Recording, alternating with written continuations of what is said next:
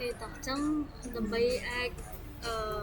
configuration VLAN របស់គ្នាអាចតាក់ទងនេះបានទី1យើងត្រូវដឹងថានេះនៅ VLAN លេខប៉ុន្មានចឹងនៅ VLAN លេខ10અને VLAN លេខ20 network របស់វាគឺប៉ុណ្ណឹង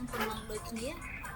ចឹងនៅក្នុងករណីហ្នឹងដើម្បីអាចឲ្យ VLAN របស់គ្នាអាចតាក់ទងនេះបានគឺយើងត្រូវការទៅលើ router មួយ router មួយគ្រាប់ណា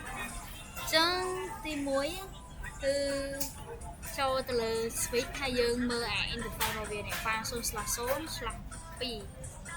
0/2 ចឹងនៅក្នុងករណីហ្នឹងយើងអាចធ្វើជាការនេះកុំព្យូទ័រមក switch គឺ switch port 1 access អញ្ចឹងនៅក្នុងលក្ខខណ្ឌមួយហ្នឹងគឺ 1 access អញ្ចឹងបើសិនជា interface វាជាប់គ្នាអញ្ចឹងយើងអាចដាក់វាជាទម្រង់ជា ranking បាន ranking មានថាយើងសរសេរជា interface ហើយយើងដាក់ rank អញ្ចឹងវា file 0/1 យើងទៅតាមលំដាប់ហ៎ឧទាហរណ៍លេខ1 2 3ដល់ចេះទៅហ្នឹងយើងអាចនិយាយបានអញ្ចឹងនៅក្នុងករណីហ្នឹងយើងដាក់ interface rank ឧទាហរណ៍អានេះ file 0/1/2 យើងសេវពីម្ដងអញ្ចឹង interface file 0/1 ដល់ clear លេខ2អញ្ចឹងក្នុងករណីហ្នឹងអានេះ access ទាំងពីរនៅ VLAN លេខ10ដូចគ្នាអញ្ចឹងខ្ញុំអាចចូលទៅលើហ្នឹងបានយើងយកជា line interface rank file 0/1 ដល់ clear ហើយដាក់លេខ2នេះសរសេរ switch port គឺថាមាន reset មានអីណា មកអត់សេះ ចៃស៊ីមគេយកមកចាក់ ទៅមកដាក់ហើយ យកវិញមកយកវិញ switch port ហើយខ្ញុំខូចបាត់ហើយខូចបាត់កូនខ្ញុំតទៅ អត់សេះ អត់ទេឃើញខុសមានបញ្ហា មានបញ្ហា port មកអត់សេះ VLAN 10 no sat កាត់វាអត់ តែករណីហ្នឹងត្រូវបង្កើត VLAN សិនបង្កើត VLAN គឺសេ VLAN លេខ10 VLAN លេខ10ចឹងហ្នឹង VLAN 10ប៉ុណ្ណឹងមកបន្តមកទៀតអានេះដូចគ្នា file 0/3/4 ចឹង interface ខ្ញុំកុំបង្កើត VLAN ដល់ VLAN 3ចឹងយើងសរសេរ rank លេខ4នេះ3អានេះ4កាត់ណាអានេះកាត់ហើយពេលយើងជួយវាយលេខណាវាមករីប៉ាវាទៅលោកនេះ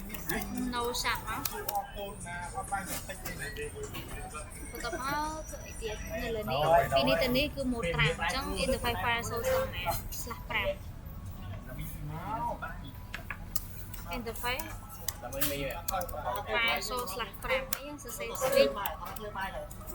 ពីតែ switch port ចោល mode 5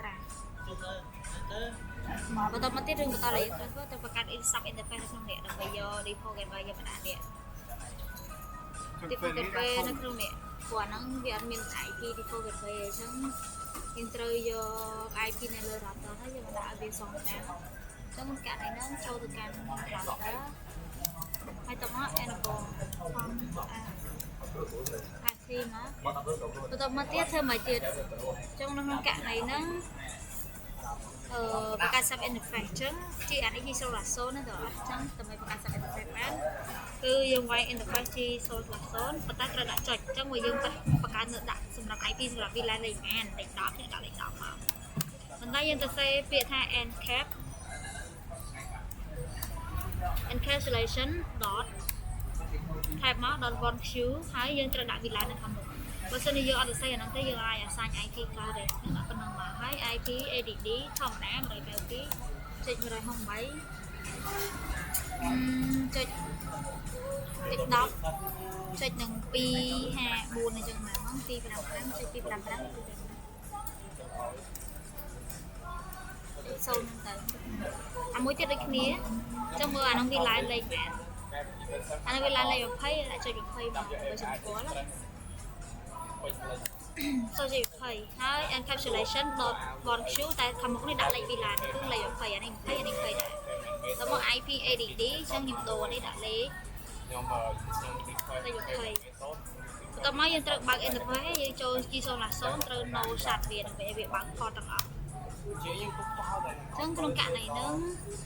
ហើយតមកយើងយក IP ដែលយើងអាសាញហ្នឹងមើល VLAN លេខ10ដាក់នៅក្រោមនេះព្រម20ដាក់នៅលើ VLAN លេខ20មកឃើញទេ20ដាក់20មកនេះអញ្ចឹងនៅក្នុងលក្ខខណ្ឌមួយហ្នឹងធ្វើមិនទៀត តែវាទៅហើយចាប់ផ្ដើមតាក់ទងវាមក ដាក់បោះនេះឯងទៅដាក់បោះ ចឹងកាក់ណៃហ្នឹងគឺយើងធ្វើអញ្ចឹងណា